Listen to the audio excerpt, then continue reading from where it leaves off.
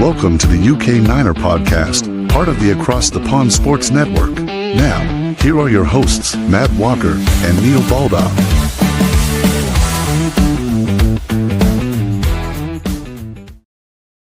What's up, everybody? We're back for episode 3 of the UK Niner podcast. It's me, Matt Walker, here in Nottingham, England, and it's my man, Neil Baldock, usually in Seattle, but this weekend, Neil? I'm in San Diego. So down here, my son does competitive musical theatre. That is a thing. It's so good, but it's fun. We're down here. First time I've been down to this far south in California, so enjoying it. Weather's been amazing. It's just a beautiful part of the world, dude. It's really nice. But yeah, so I'm doing this in my hotel room. So and honestly, you could hear show tunes being sung at any moment. So who knows what's going to happen. We may even break into one. We may even break into a show tune. Hey. That's doubtful. You never know. I'm pretty tired, dude. I'm pretty tired. Anything could happen. Okay. So yeah, 20 to 5 here on Sunday evening, which makes it, 20 to 9 there, is it? Just gone 8:40 in the morning over here. So, my son's already done singing and dancing this morning already. So I got no complaints. Wow. So we'll see how it goes. You've been to San Diego before? No. Came down a few days ago. We had a look around the city, but most of it's been with a resort. It's beautiful, but just multiple schools just doing musical theatre. It's a thing over here, and it's fun. It really is fun. So, well, thank you for joining me, mate. I know it's been a bit of an ordeal to get all this set up this week, so I appreciate it. It's cool, man. I like it. I've got if anybody could see the picture of the studio that I'm in right now, trying to find light in a hotel room is fun. But yeah, it's good. It's good. So this is our hat trick of shows, and I don't know if you're aware, but there aren't many podcasts that make it past 3, and I think already we're gaining momentum, mate. I know we're both enjoying it, so I can see this running for a good while yet. Yeah. As long as I'm loving it, dude. I'm loving it, and I'm getting people. One of my friends has pinged me the other day. He goes, he had to drive up from one part where he works to another part. Just a bit of it, and he's like commuting. He's like, pops on the podcast and has a listen and stuff, and it's wild. It's like, oh wow, what are we doing? But like you said, I'm having a blast. It's so much fun. And we've got to mention them every week because it's becoming a thing now. But I know Maureen and Susan will be tuning in as well. Maureen and Susan every week. Hey, Mom, how's it going? Hey, Maureen, nice to see you. Thanks for supporting us, you two. Right, let's get into it then, mate, because I know you're a little bit pushed for time. So on the show today, we're going to bring you some Niner nuggets in with first down. It's a little bit of news about the Niners from since we spoke to you last. Then we're going to have a look. It's the 80th season for the 49ers this year, so we're going to delve into a little bit of Niners nostalgia. And we're going to look at the Super Bowls today, both good and bad. Then halftime, got a bit of a challenge for Neil. If you watched the pod last week, Neil gave me the challenge of trying to blind rank the biggest draft busts in Niners history. So this week, I'm just going to give Neil a bit of a challenge, give him some stats, some colleges, dates of birth, etc. And from that, he's got to try and guess the Niners quarterback. Now, there's going to be some obvious ones, but I'm hoping there's going to be a few kind of ones that are drifted to the back of his grey matter that might challenge him a little bit more. Tell you what, today everything's drifting to the back of my grey matter, mate. It's going to be a fun one. Let's go. Oh my God. In the third down, then we'll have a look at the undrafted free agents that the Niners picked up after the draft from last weekend. And then what I thought it'd be fun to do right at the end would be to have a look at, if you ever watch Good Morning Football, you'll know about angry runs. And there've been some angry runs in the history of the 49ers. So I thought we'd have a little look at that. And then if we've got time, finish it off, just have a little look at some NFL news. What might be going on around the league? Sound good? Let's do it. Let's get into it. Here we go then. You know what time it is now then? First down. So, first down, little bit of Niner Nuggets news from the Niners from this week. The biggest thing for me, Deshaun Stribling, obviously picked him up in the second round, our first draft pick last week, and there was that big outcry of reaching. But in this last week, his stock seems to be rising, Nate. Yeah, it seems to be. It was an attitude. Well, one of the things I want to talk first is this has got one of the coveted gold helmets, I think, on their draft board. This is one of their premier targets. This is the guy they wanted to go after. And I think it's what you spoke about a bit last week is like, this speaks to the character of him. Like he doesn't complain. He gets on with it. He's willing to block. He just seems to be like, as you say, he's a Niner. So his stock seems to be rising. I'm getting really excited about him. It's like, So yeah, cannot wait. What do you think? Yeah, well, I'm the same. I mean, Kyle and John did a press conference this week post draft, and they were saying about they're wanting to see long-term development from this particular draft class, and like we've said all along, and you just alluded to there, they're looking for Niners, they're looking for high character guys, and versatility as well, standing out across a number of draft picks. John Lynch spoke to that and repeatedly highlighted that importance of versatility coming to the Niners, not just being a one-trick pony. And they obviously claim, from whatever they've picked, it fits the Niners scheme, it fits their system. So.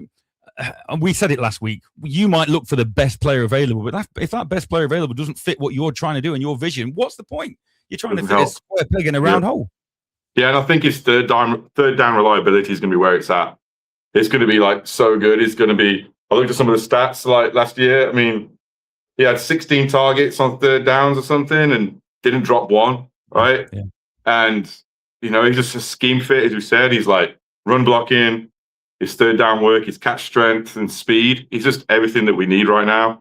And his leadership as well. Apparently he's off the charts on the leadership side of things. So let's just see where he goes. But I'm really excited about this one. The more I look at the tape, the more I read the articles that are coming out, the more stuff that the Niners are leaking out of their draft room. I think we're looking better and better each week.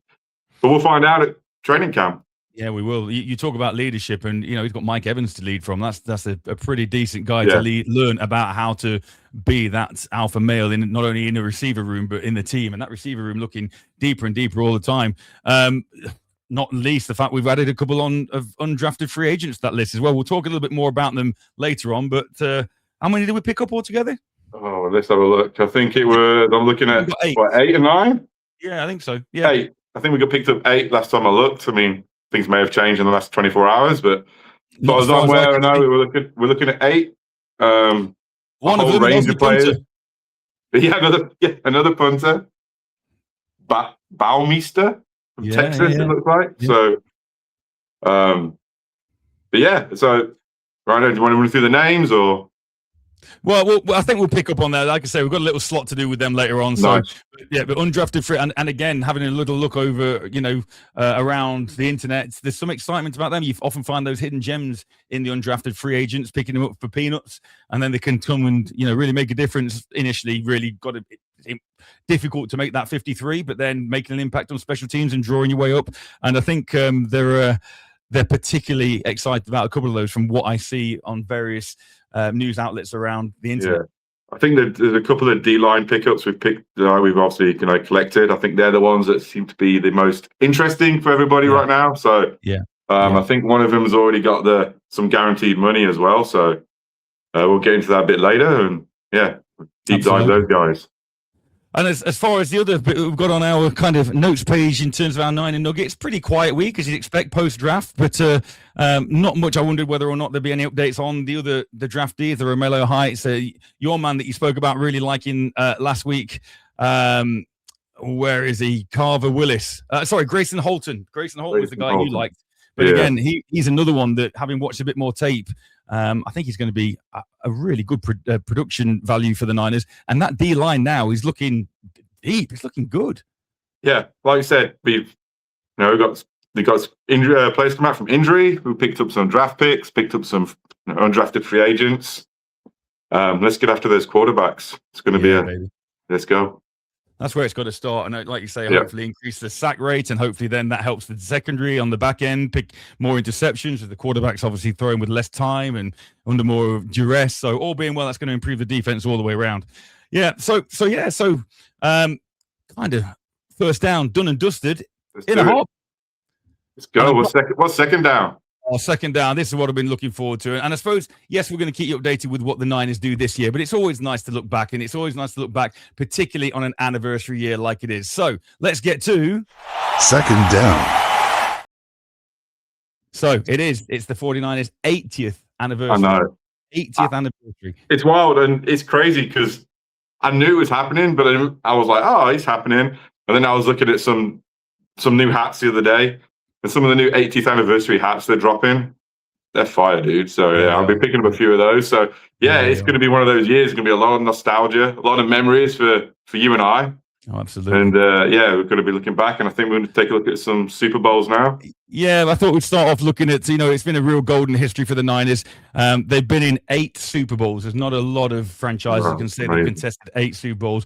And as me and you were growing up, won the first 5. And, after sort of Super Bowl 29, I'm kind of thinking, Niners get to a Super Bowl, we don't lose. Yeah. But and then we struggle a little bit. But yeah, I have to say, but I think watching the game for longer and longer, first of all, just even getting there is so challenging.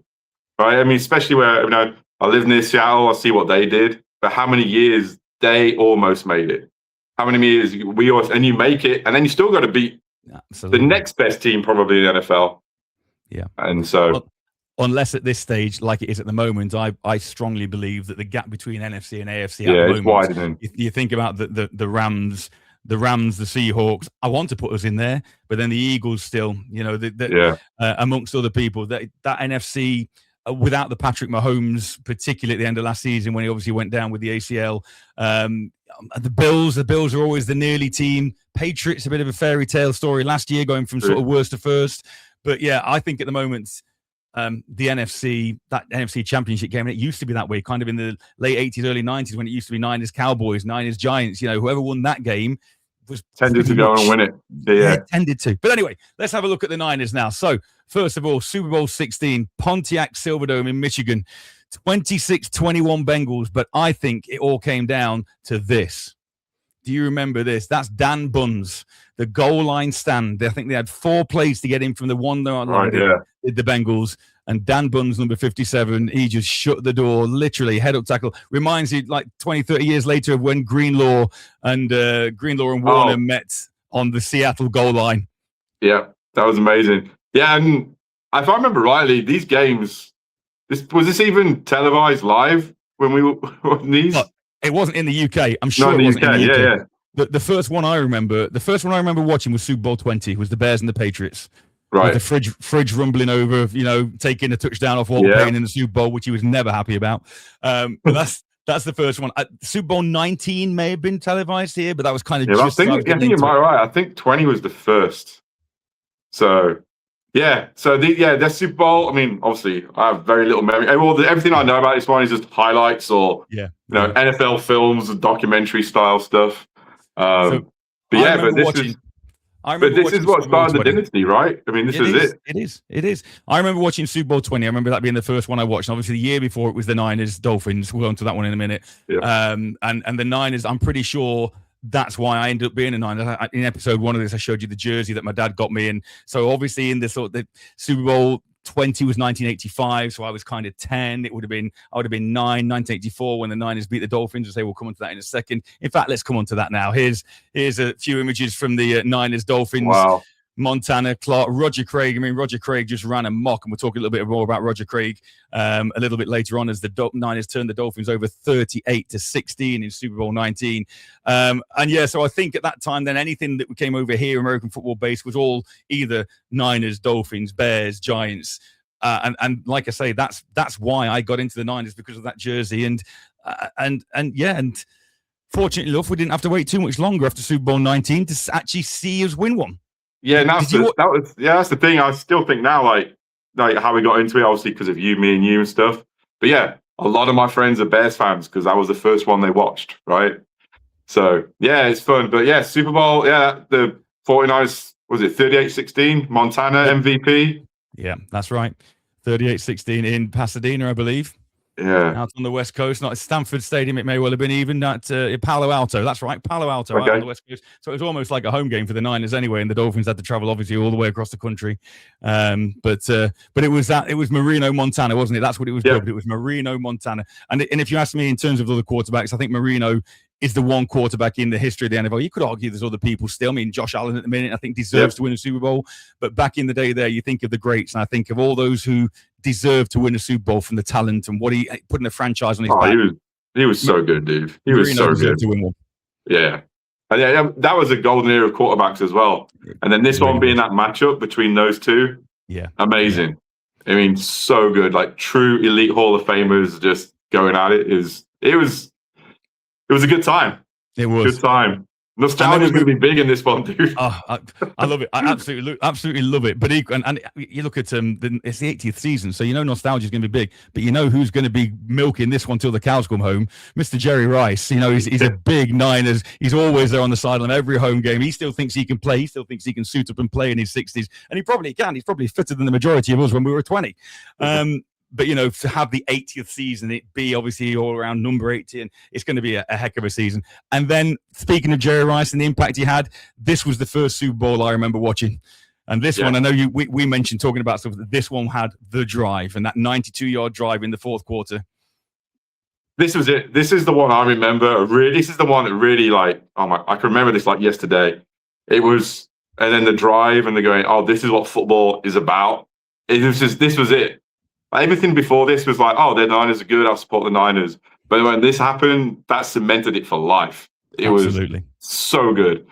The pinnacle of sport, the willing, this like one guy just willing his team down the field to win a game. Amazing. And then obviously there, JT picking up the touchdown. And that's why I wore 82 when I played, because of John Taylor. You know, it was kind of, shall I be Jerry Rice? No, I want to be John Taylor. He's won that for us. And I mean, Jerry Rice got the MVP of that Super Bowl. I think he got over 200 yards receiving. He got a touchdown as well. And actually, I'm lucky enough to have a piece of memorabilia, a full-size Niners helmet with that inscription, Jerry Rice, Super Bowl MVP, with his stat line on there. Wow. But that drive, and the best thing about that drive, and you'll hear this if you're a Niners fan, or if you're not, this is kind of folklore. At the start of that drive, there was a timeout, TV timeout, I think it was. They were on like the 8-yard line, and they're in the huddle. So obviously, you know, they know what's coming, but they're waiting for the TV to come back from commercial. And you probably know this story anyway, Neil. I'd be surprised if you didn't. I know where you're going. Yeah, Joe Montana looks down the other end of the field and says, I think to Harris Barton, one of his linemen, he went, is that John Candy down there? John Candy at the other end, and John Candy just on the side. So in that moment, in the biggest pressure cooker of his life, Joe Montana earned that nickname Joe Cool for what he did on that 92-yard drive. But to not be locked in, to be able to look around and focus, and then all of a sudden, when the whistle goes, bang, I'm locked in, I'm executing, bang, bang, bang, bang, bang, win the Super Bowl. No, it's just about, you see it everywhere, like keeping loose, keeping your team loose, keeping everybody, you know, focused at the right time. You don't want to burn that energy too early. You want to save it for the right moment. And that this leadership and this going down there, yeah, amazing. As you said, it is 49ers folklore. I mean, I'll say maybe not a lot of people know that. I mean, that was a while ago. But yeah, go and find the videos, man. It's such a good thing to look at. It was so cool. So that was 1988, and then literally we were blessed again. As I was 13 at that time, and you know, you kind of thought, well, we've won 3 Super Bowls now. I've seen this one. We've won 2 in the last sort of 5-6 years. This is easy, this Super Bowl arc. And what do we do next season? Back to back. Let's go down to the Louisiana Superdome and smash the number 1 defense of the Denver Broncos, 55-10. And this is the other one. This is the next thing, right? So we just spoke about Marino. This is now Elway. This was the other legend that was playing at the time. This is going to be billed as another like great quarterback shootout, and it was still the most one-sided Super Bowl, I believe. Yeah, I think it is. Yeah. And at the time, it was the Niners' number 1 offense against the Broncos' number 1 defense. And you know, in a 55-10 scoreline tells you all you need to know about which number 1 unit was the superior. 5 tutties for Montana, I think. So yeah, just amazing stuff. Yeah, just crushed them. Forced turnovers. It was so good. That play right, the Bill Romanowski as well. Bill Romanowski was an absolute monster in that game. He was all of that season, but he was an absolute beast. But that play right there, I don't know if you remember, but Jerry Rice there, it looks like he's had a free running. But actually about 3 yards before that, number 49, Steve Smith behind him, has literally lit him up. He's absolutely lit him up. And anybody else would have gone down, and Rice had just literally pirouetted out of that and jolted into the end zone. Just a phenomenal right, you know game. What I'm doing now? I'm going to go back and watch all these highlights for another.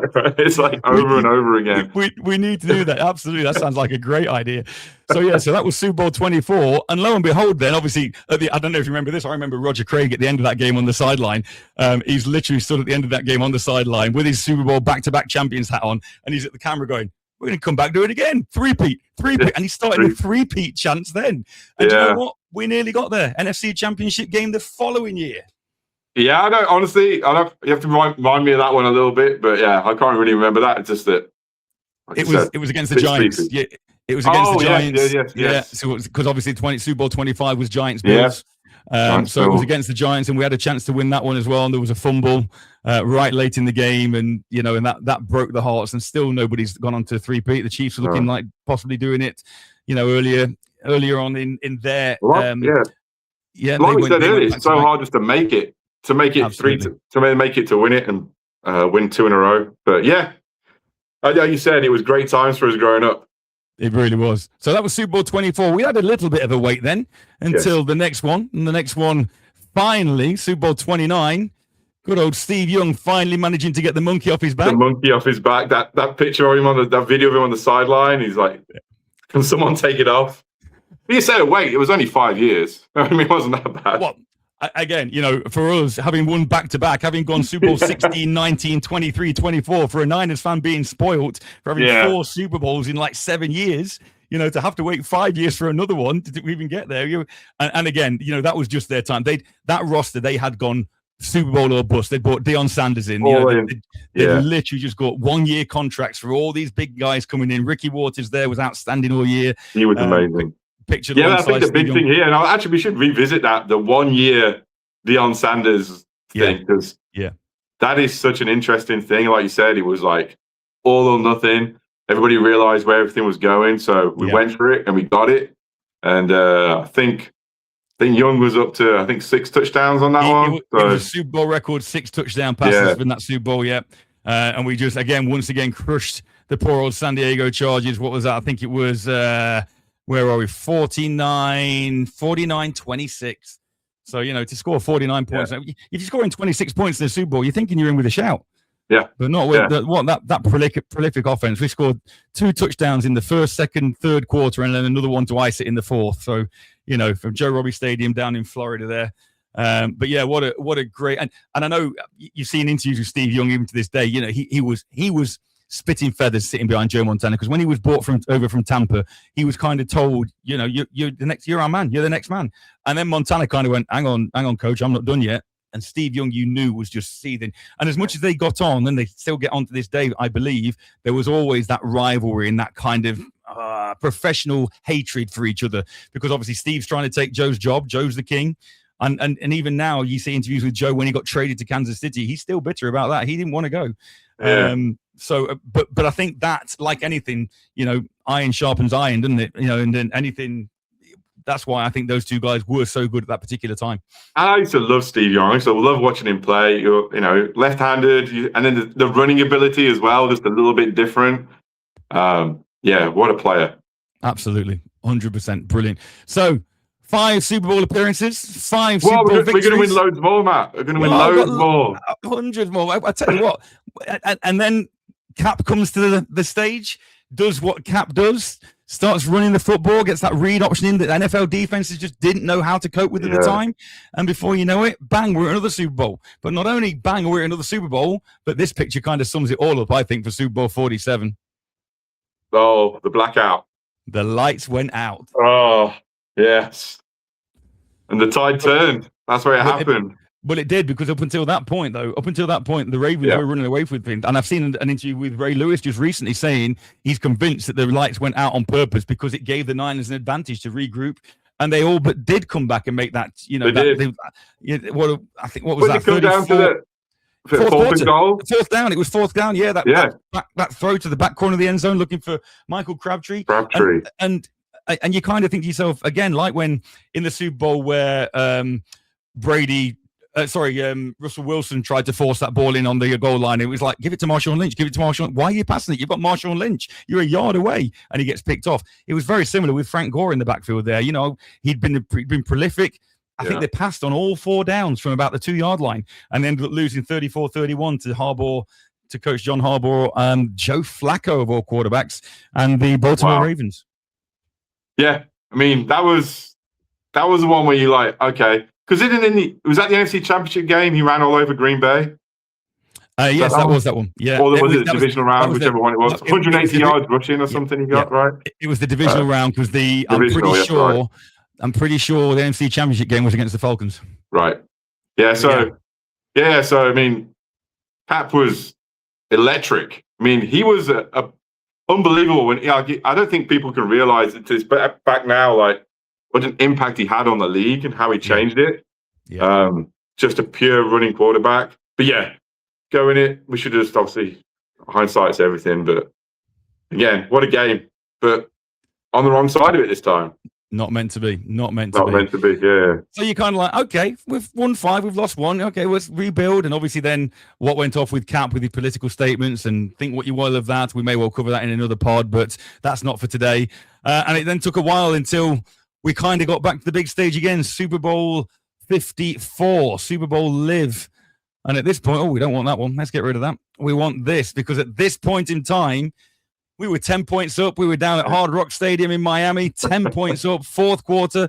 And I was thinking, let's go. And I remember at the time, my son, my oldest son, he was a little bit into it, Dan, and he was like, can I watch Super Bowl, Dad? And I said, no, mate, it's school tomorrow. I tell you what, if we're leading in the fourth quarter, I'll get you up and we'll come down and watch it. And we were leading in the fourth quarter, and bless his cotton socks. You know, the first Super Bowl he experienced in the fourth quarter, we throw a 10-point lead away. Yeah, and again, Mahomes just happened, dude. He was so good. 3rd and 15, right? Was that the one he converted on? Yeah, but let's not talk about the holding on Bosa, because again, you know, Chiefs fans will have their own opinion on that. Niners fans have obviously got their own opinions on how many holding calls weren't called and one thing or the other. But again, Jimmy missing Emmanuel Sanders on that that post just by a yard or two, that would have wrapped things up. So there's a number of reasons you could say. But the biggest thing for me in that game was, do you remember Kittle on the sideline at the end of it? I'll be back, and I won't use the expletives. I won't use the expletives. I'll be back with a vengeance. I think was it. I mean, I was looking at notes yesterday, and I think was it 21 unanswered points from the Chiefs. Yeah, I've got the box score right here. Yeah. So yeah, that's right. They scored 21 points in the fourth quarter. So at the start of the third quarter, we were 20-10 ahead at the start of the fourth quarter, and to allow any team, Mahomes led or not, to score 3 touchdowns. It doesn't matter. Yeah. We just went too conservative, you know, and I still believe that to this day. Yes, they won it, but we just took our foot off the gas, and even to this day, Matt, I kind of get frustrated with these, like, you know, big deep shell prevent defenses. It's like you can't just let someone just march up the field as they, you know, want to do, especially someone as like good as Pat Mahomes. He's going to tear you to pieces. A few calls may not go your way, whatever, right? But and everybody knows what it's like. You get to a fourth quarter of a Super Bowl or even a championship game, the refs let them play, which I like. I mean, it's just the way it is. Yeah. So, you know, if you want to make sure they don't win, I think Steve Young said it at some point. If you don't want to win the game, you just make sure you don't let the refs be able to take anything away from it. Yeah, that's right. That's right. That's right. But yeah, that was it, right? We did. Just Pat Mahomes, welcome to the NFL, and wow. And then we had to wait 4 years, watch the Chiefs win it again, and that Chiefs dynasty really pick up. And then we got another shot at them in Super Bowl 58. And once again, Super Bowl 58 came and went. And we had him. We did. We got, and that image right there is the touchdown in OT. And I still think this day, again, I mean, CMC fumbled. CMC never fumbles the football. CMC fumbled. There was a breakdown. I think in the fourth quarter, when we settled for 3 instead of 7, there was a real breakdown on the offensive line pass protection, and they had a free rusher come straight through to Purdy. Purdy looked to the right. There was somebody wide open to the left, you know. And then obviously we score a field goal and we give Mahomes too much time. There was a blocked extra point in there as well. There was indeed. Yeah, there was. That became obviously big at the end because that went pushed into OT and.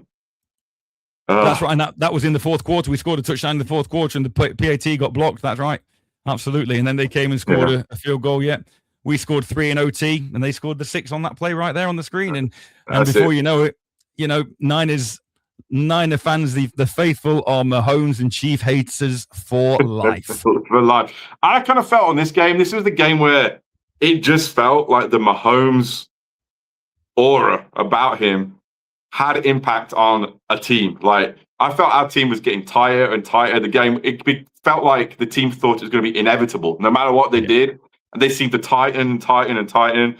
As a fan, you're just going, oh my God, this is happening again. Yeah. It's brutal, but he's one of the greatest, right? Mahomes is amazing. But that was it. I mean, was that all 8 already? That's all 8. That's all 8. Wow. But you know what? Yeah. I don't think as fans, all you want to do is see your team win. We've seen them win, 5 times, which is massive. Just happens to be the last 3 with 3 losses. But, 2 of them against a great, Andy Reid-led teams with Pat Mahomes. Ain't no shame. And then, yeah. And unfortunately, in the NFL, it's literally there's only one team that's happy at the end of every season. All the other 31 teams, it's a failed season, and particularly with teams like the Niners, where their expectations are so high year on year. And actually, those seasons, the cap-led season, with that particular the playoff run with him, you mentioned about the Packers, that was an incredible season to watch as a fan. Let me just get. I mean, in that Super Bowl, where are we? That Super Bowl. We were 11-4, 11-4 and a tie. Right. So again, a fantastic season leading up to that Super Bowl. In the first Super Bowl against the Chiefs, we were 13-3.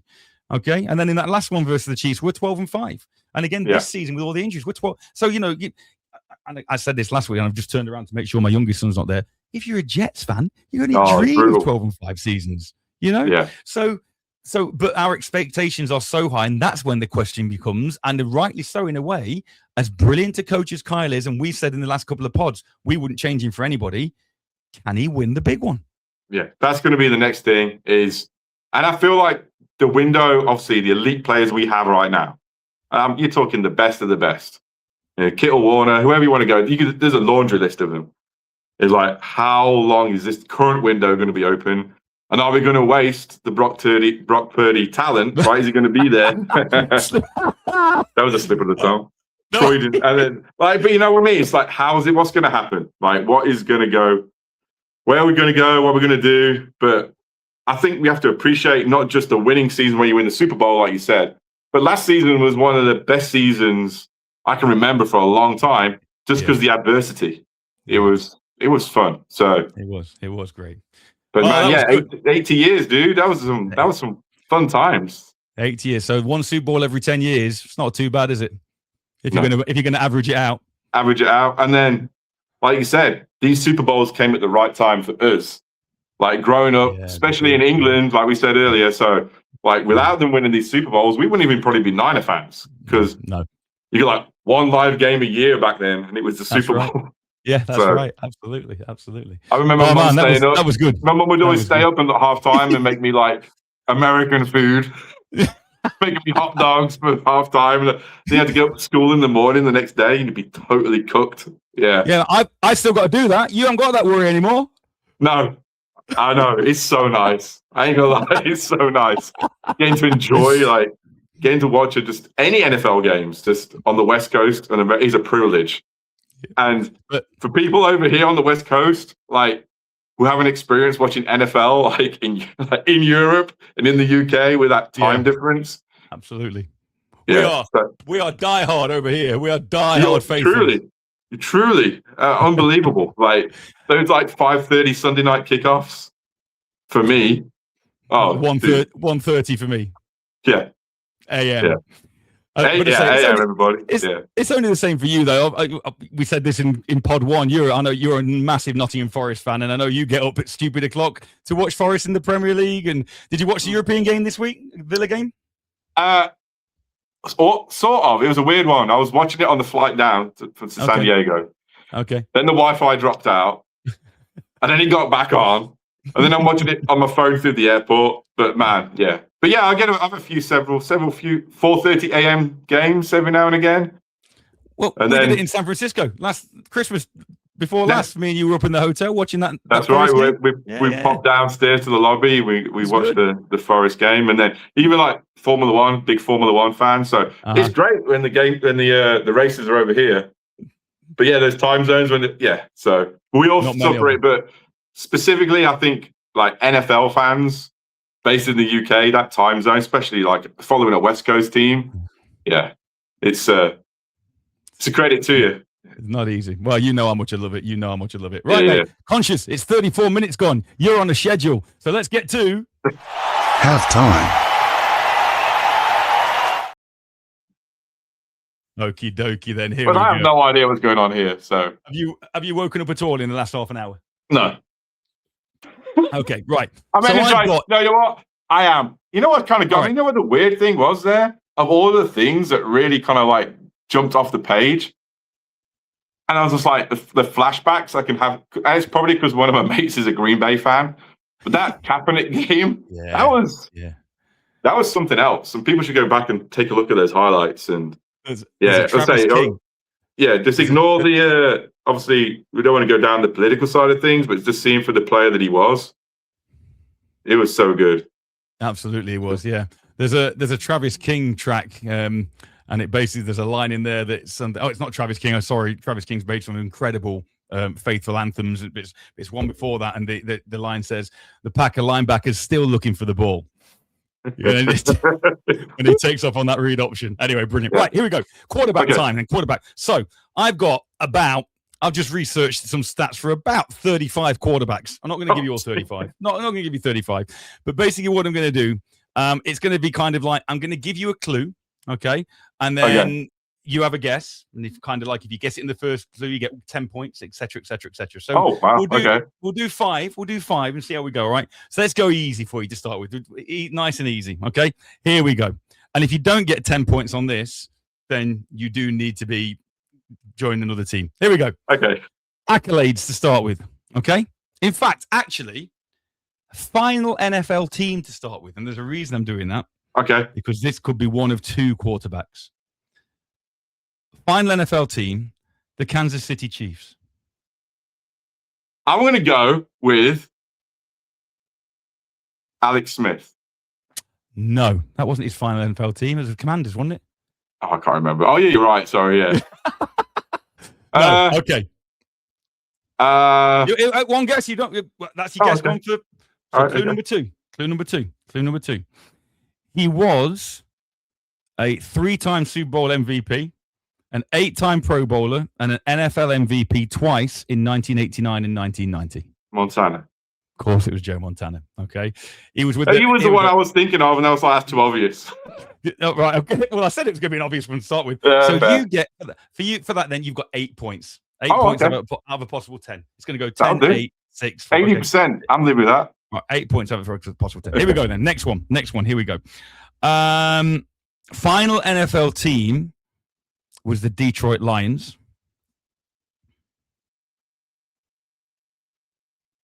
Detroit Lions. This is going to be tough. Honestly, this is going to be tough. I'll throw some easy ones in there in a bit. I'll be honest. Let me make it a little bit easier for you. He's still with them now. Oh my goodness. You can't research. You can't research on your computer. I'm not researching.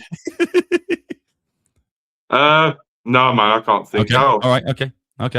Yeah. His accolades. Not many, unfortunately, but all Big Ten second team. Big Ten second team. So Big Ten.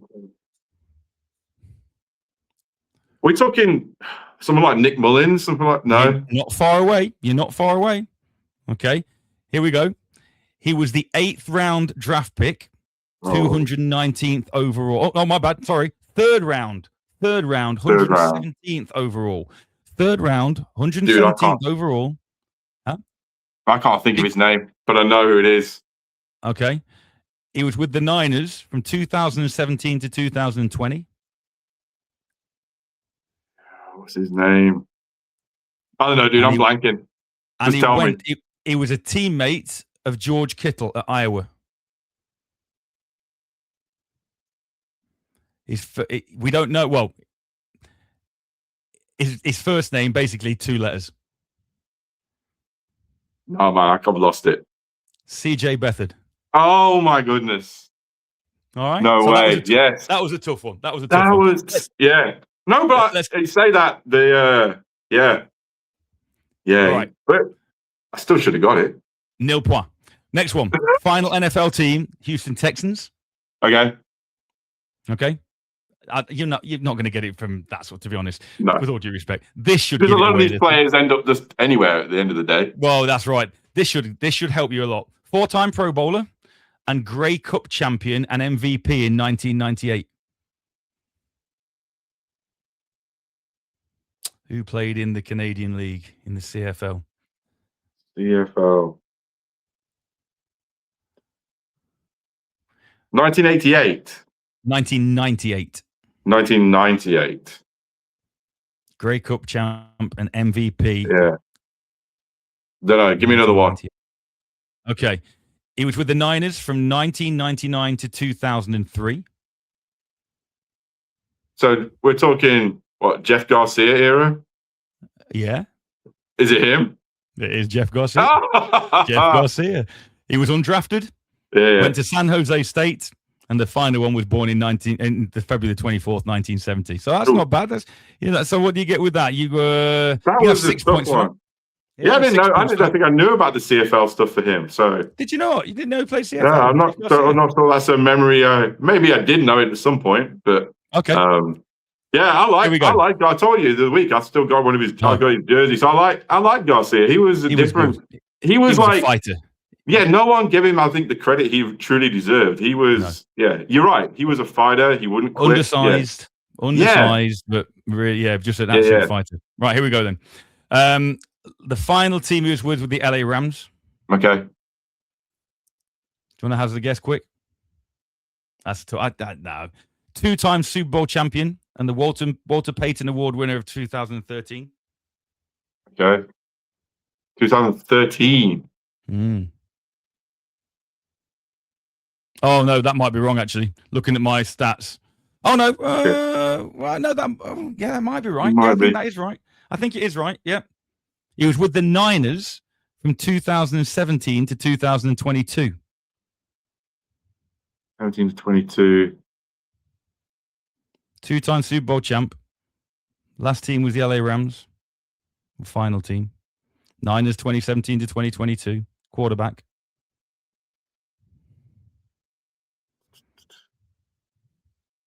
Don't know. Should I get this one? Am I missing something? Is it clear? No, you should get this one, I think. His college was Eastern Illinois. That's not going to help. Second round pick. Second round pick, 62nd overall. But again, that wasn't with the Niners. No. So we're going to be talking. What were the years again? 2017 to 2022. 2022. Oh, Jimmy G. Yeah, Jimmy G. Yes. Yeah, Jimmy G. Yes. Okay. You're gonna have 4 points. No, it was the Super Bowls that threw me, and I was like, oh yeah, now I get it. Okay. Yeah. Right. Okay. Let's do 2 more then. Looking at the clock, so let's just do 2 more. Jimmy G. Wow. Jimmy we should revisit him one day as well. So yeah. Okay. All right. That's right. Here we go. Then. Yeah, he's interesting. 7-time Pro Bowler, 3-time Super Bowl champ, and 2-time NFL MVP in 92 and 94. Don't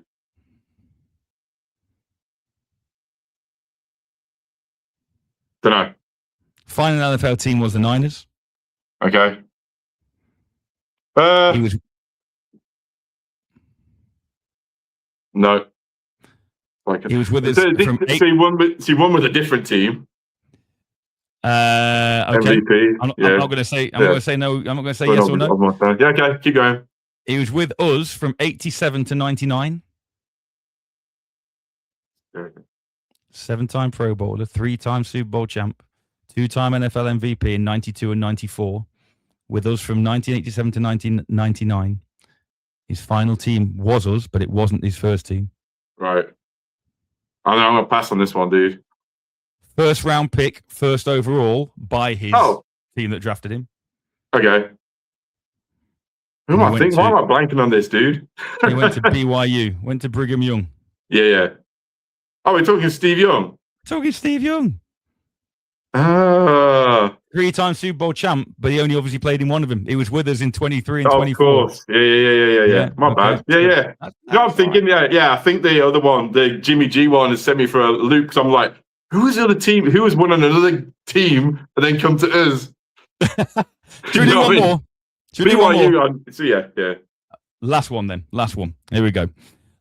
His final team was the Niners. Okay. He's 1-time Pro Bowler, and he's the NFL passer rating leader in 2023. Brock Purdy. Yeah. 7th round pick, 262nd overall from Iowa State. Yeah, he's so good. He's so good. Brock Purdy. Yeah. I love him. He's from the high school near where my mother-in-law used to live. Okay. So my in-laws live down in Arizona. He went to I think he went to the local high school to them. So he was a thing down there. Like, people knew him. Yeah, yeah. But it's wild that you go outside of that town, no one knows him.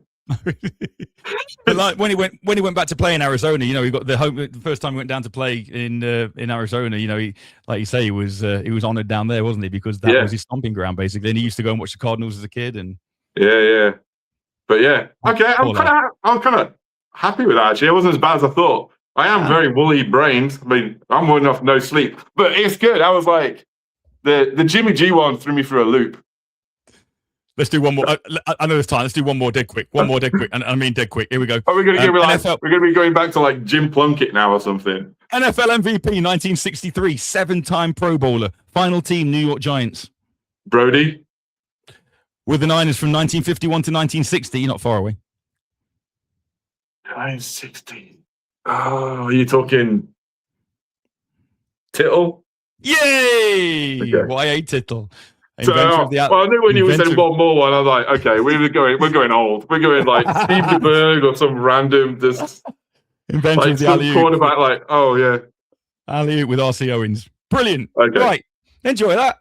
Yeah, it was fun. I like That's those. Right. You know what I like Good, about mate. them is, as much as you know the players, when you put it into a question like that, it's so like even last week we're doing the draft bus. I said, oh yeah, we drafted him 31 from so and so.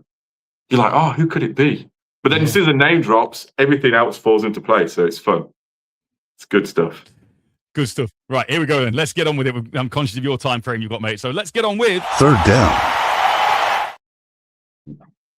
Okay, then. What are we doing? Let's dip into these undrafted free agents real quick if we can. Okay. All right. So, we've got 8 of them, like you say. We've got a couple of receivers, tight end, 2 D linemen, safety, in fact, 3 D linemen, a safety, and a punter. Should we start off with the punter real quick? Sure. Yeah. So, I love my punters, dude. So Jack Bauermeister, like you say, Bauermeister from Texas, former Aussie rules player, began his college career at Michigan State in 2019, but he didn't play for the Spartans, and he was out of college football until 2022 when they joined the University of Utah. And in 3 years with the Utes and one with Texas, averaged nearly 44 yards per punt. Yeah, looks like just maybe a bit of camp competition, I'm guessing, but we'll see where it goes. Yeah. I mean, it looks like pretty good. I mean, averaged, I'm looking here, 44.5 yards. Yeah. So about 44 yards a punt, that's right, yeah. So, I mean, obviously these things, they're not exciting until they are. I mean, if he pushes him in camp and then he gets the starter job, then wow. But if not, we'll see. Who cares?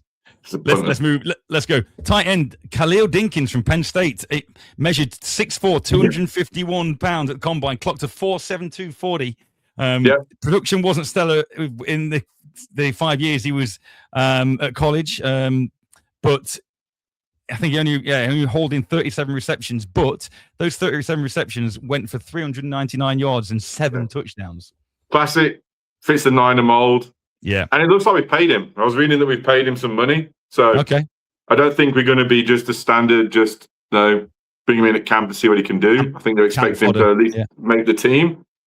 So, I mean, happy days. I mean, looks like it fits the mold that we want. So let's go. That's what the Niners are all about. All right, let's just dip onto the 2 receivers quick. Wesley Grimes of North Carolina State and Will Pauling from Notre Dame. Already, people are projecting that it's going to be a tough climb for a roster spot for Grimes because of the depth of that 49ers room already, and I think that's fair enough. I think Pauling is the better of the 2 at the moment. Yeah, for sure. So but the only good thing about Grimes, good thing about Grimes is 6'2", 194, 194 pounds. But he's got to be more productive than he was at college. But like you say, Will Pauling is projected to be better. But again, slot receiver, 5'9", 183, 4.46 40-yard dash. But again, like you say, that it is just depth in there. Will they make the 53? It's going to be a push for them. Yeah, I agree. But I think these are true like camp bodies, unfortunately. So we'll see. But Pauling's better than 2. Squad. Yeah. Right, and D-line, 3 D linemen: Bryson Easton of Tennessee, Mikhail Kamara of Indiana, and James Thompson of Illinois. Which of those 3 jump out, if any? Thompson. I think we mentioned. We foreshadowed it earlier a little bit. It was like, again, he's been paid. He's already got some money. He's like $280,000 guaranteed. So you know what? If you're already paying your free agents, undrafted free agents this early into the game, you obviously think there's some talent there. So sounds like the Niners think Thompson is the leader, but Kamara looks pretty good as well. I think he fits the mold again. Only concern, like all of these players, though, I think there's always slight concerns with size and length and that kind of thing. Otherwise, they would have been drafted. Yeah, absolutely. So these are the players, like maybe they're just one like metric off that a team doesn't like, and So, but there's always gold. There's some gold to be mined, dude. It's like this. You never know what you're going to find, and I think like all of these, they've paid. Did we say they paid? Thompson, Dinkins, and Thompson. So they're the 2 to look for me. And like the write-up I've got here says, it said taking flyers on a big D lineman is never a bad idea. Thompson's 6'6", weighing 308 pounds. Yeah, he's a unit. Let's see what Chris Kershak can do. Mario, he's going to stuff up the middle if we need to, right? I mean, So I like it. I think I think we had honestly, I think undrafted free agents has probably ended up being better than some of our drafts. I really do. I think. Sometimes that's the case, because like you say, the difference between those sort of 5th, 6th, 7th rounders and undrafted free agents, there's not a lot of difference at all. So, and then finally, we addressed another need with an undrafted free agent. Kind of wish we'd have done this in the draft, but we picked up a safety, Jalen Stroman of Notre Dame. Yeah. Seems like a special teams classic, right? Safety. It's pretty obvious, a special teams kind of guy, but we need depth in safety. Yeah. We didn't really address it in the draft as much as we needed to. And who knows? I mean, I think it might be interesting. I might go back and have a look at their draft stock beforehand and see what's what. Like, did any of these, like you said, are any of these were 5th rounders and they just happened to slide? Maybe they're, for whatever reason. So, but sounds like a special teams guy to me. So we'll see. Well, what we'll do is we'll keep a track of them during the off season and during the mandatory rookie mini camp and stuff. And obviously, if they get into training camp, and we'll just keep you updated with what's going on. But so 8 more new Niners on the books from the UDFAs. So more bodies, always good. Always. Let's go now. What's that? Is that 3rd done? That's 3rd down done. It's on to 4th down. 4th down. Okay, 4th down. This is going to be fun. I love this segment. I love this segment. It's one of my favorite segments every week. Now, can you all I was going to do basically is just go through again. There are many more than this. There are many more angry runs for this, but I've kind of not only gone back through my memory archives, but kind of just dipped in a little bit on some of the big runs. All right, so we're just going to talk about, and we don't need to rank them necessarily, unless you want to rank them. Should we rank them? Yeah, let's rank them. Maybe a top 3, maybe. Yes, we'll go top 3. Okay. So the first one I've got, probably one of the most iconic 49ers runs, is the Steve Young run against the Vikings. October 30th, 1988. Wow. It was the Super Bowl winning season just before Super Bowl 23. Steve Young came in relief for Montana. Montana was croc. I think it might have been his elbow at that stage, his back. Well, it could have been anything with Montana at that stage in his career. But in the game, Steve Young rushed for 72 yards and that score. And the thing about it, it was a 49-yard touchdown run, evading tackler after tackler. Yeah, I just remember, didn't he almost stumble and fall at one point? On the 3-yard line. He literally... He was he's going, and then, But everybody remembers this run. I'm glad it's on your list. I mean, I'm pretty sure I could pick 5 of the 8 you have on the list. Okay. Legend. Let's do the others quick, and then let's do it to see where he ranks. But I mean, that game alone, just very quick, it was 14 out of 25 for 232 yards and a passing touchdown. And then, 72 yards on the ground, that true dual threat quarterback in the 80s. That was a It was like gold dust. It was like gold dust. Right. The next one I've got on there is the Roger Craig run versus the Rams in 1988. The high knee, head down, barreling through. You remember that one? Yeah, that was the definition of an angry run. Oh, it absolutely was. It absolutely was.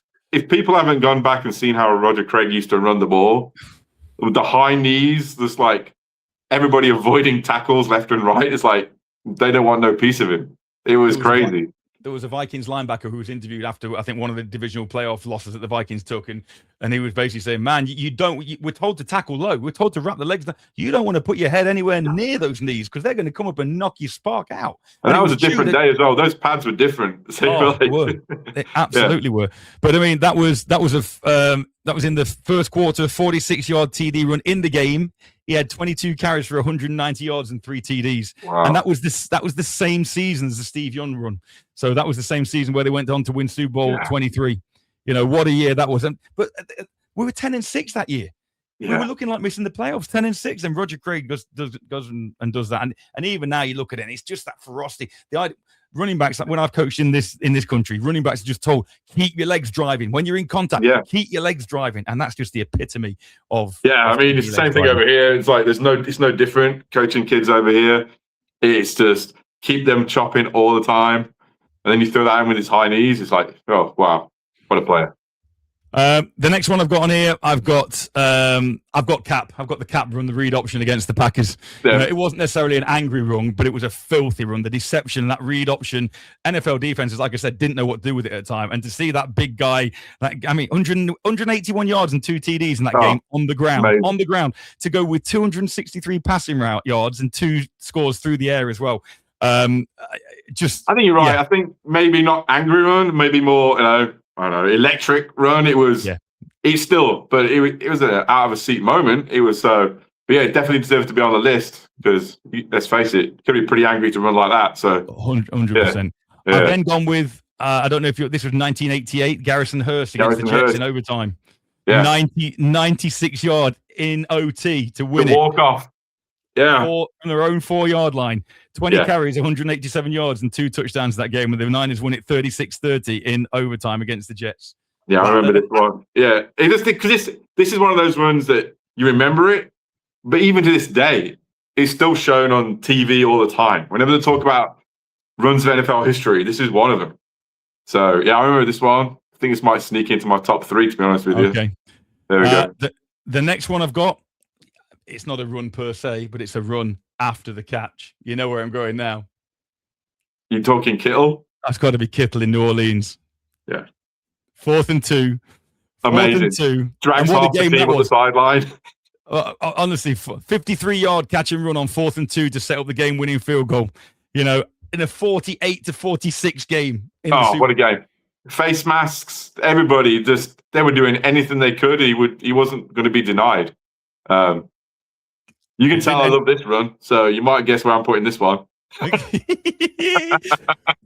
Well, I'd be really torn with these. I've kind of gone through the majority of the good ones, or the best ones, if you think. I'm then going to go with Alex Smith against New Orleans in the NFC divisional round in 2012. Now, this basically, there were 4 lead changes in this one in the 4th quarter. Yeah.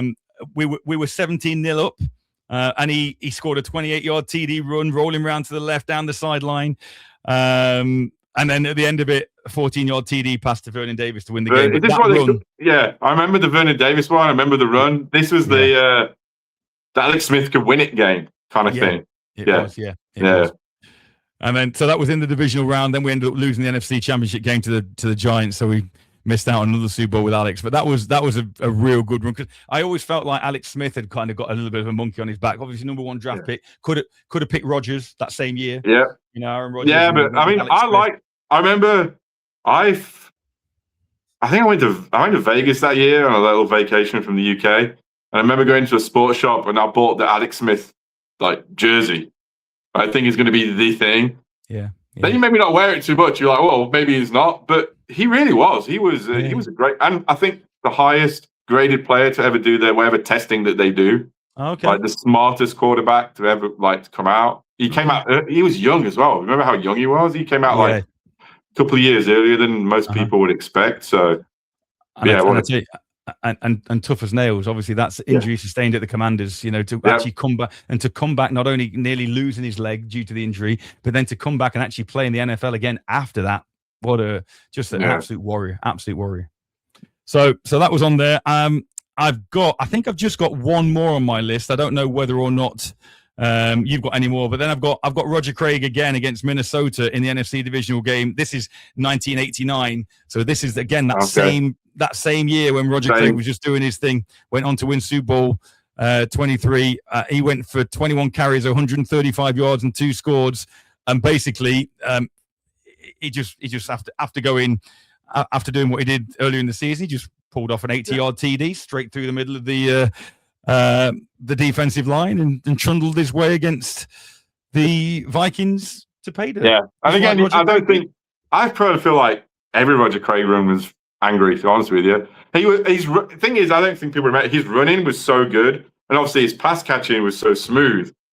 He was like the true, thousand, right? So he's first guy to do it. So like a true legend. But I don't think really anymore. I think the ones I can really remember you've got on the list. I'd have to do research to go after more. But you got an idea of your. I know I'm going number one. Yeah. Okay. Well, my number one. My number one was Roger Craig versus the Rams, just because it's so historic. Because he was the first person to do, 1,000. They won the Super Bowl at the end of that year. And it's just, I think it's the epitome of the angry runs, but it's only for me, it's only a smidgen above Kittle, because I just think I'm just going Kittle. Okay, and it was because I think it was just so visceral and I just remember just jumping out, just going wild, what is happening? Just the sheer will to drag half a team that far. Yeah, so I'm going Kittle one.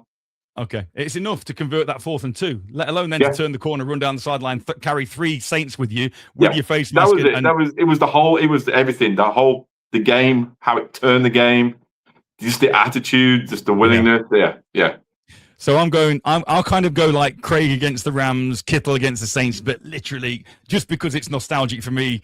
As much as I love Kittle, I've been wanting Craig to get in the Hall of Fame for so many years, like most Niners fans are. Everyone thought he missed his chance. So for him to get in there, that I think it's so well deserved.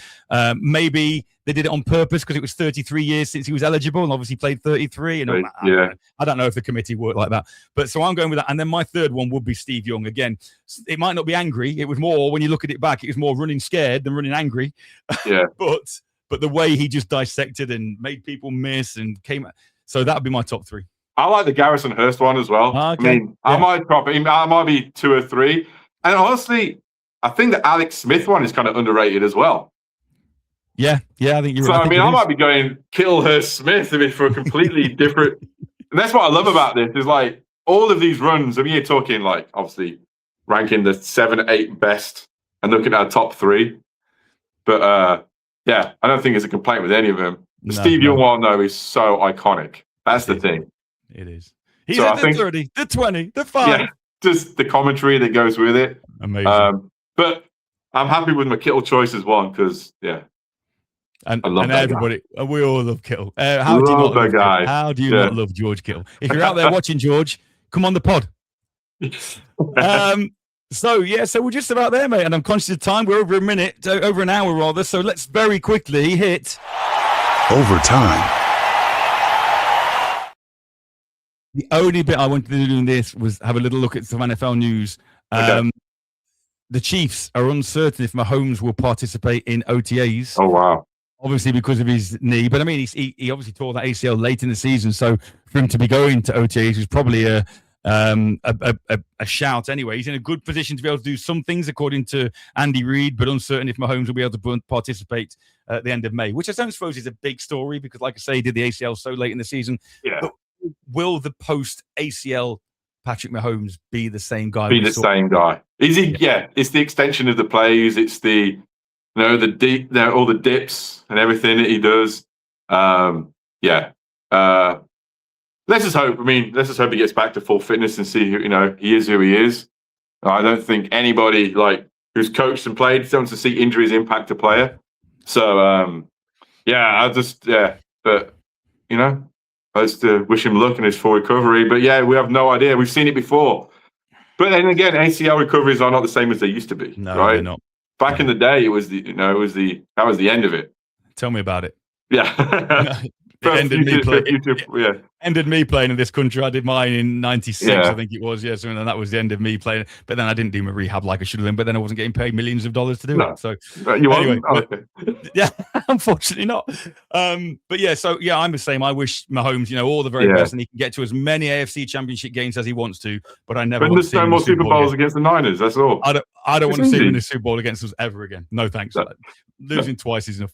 Anyway, bud, that's been, but again, an hour's flown by, mate, as it always does with you. So I can't believe it. I was like, oh man, honestly, I was running out of steam after 1 minute, and so keep it going this long is like fun. Can't wait to do it again, mate. You've hidden it well. You've hidden it very well. All right. You wait till I get off camera. I'm just like, well, no, hey. Wish Logan all the best with the rest of the. Yeah, man. Got some more to come today? we got to. I'm off to a little family reunion brunch. There's 12 of us meeting in about 15 minutes. It's only a 5-minute walk. Cool. And then Logan's got another one today, and then we fly back to Seattle tomorrow. So great. Well, thank you for joining us. Yeah, no worries. This is actually kind of more fun. It was like a little bit different. It's good. But I'm not going to a different city every week. Forget it. Come to Nottingham. I know you're hopefully doing it in the summer. Yeah, that's the plan, man. But it'd be awesome. Imagine doing this together in the same. Oh, so fun. Okay, amazing. Buddy. All right. Well, thank you so all. much. If you're still with us, thank you all for watching. I hope you enjoyed this episode 3 of the UK Niner podcast. 7 days. We'll do it all again. You have a good week, everybody. Take care. Later, guys.